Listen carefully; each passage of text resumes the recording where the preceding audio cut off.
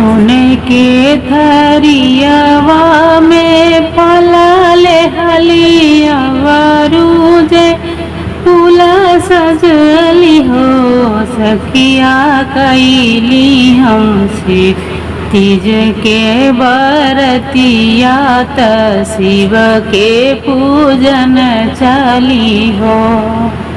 सोने के थरियावा में फलले हलियावा रूजे फूलले हली हो सखिया कैली हम तीज के बरतिया त शिव के पूजन चली हो।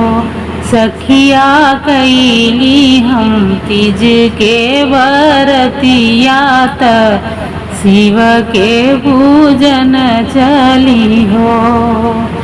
घुमरी घुमरी शिव के पूजली त फलवा चढ़वाली त फूलवा चढ़वाली न हो सखिया शिवजी से मंगलिया शिशिया बनल रहे जोड़वा न हो। घुमरी घुमरी शिव के पूजली त फलवा चढ़वाली त फूलवा चढ़वाली न हो सखिया शिवजी से मंगलिया शिशिया त अमर सुहागवान हो। नैहर में मंगली भैया से भतीजावा त ससुरे में सुखी परिवारवा न हो सखिया अपने के अवध सिंहरवा बनल रहे जोड़वा न हो।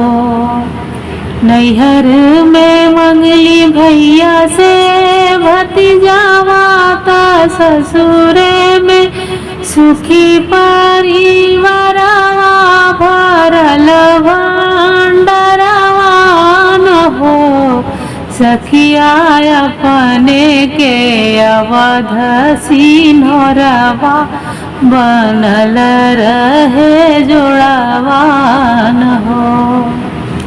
थलिया में लेहली हम फुलावा तयवरूजे फलवा न हो सखिया कैली हम तीज के बरतिया त शिव के पूजन चली हो।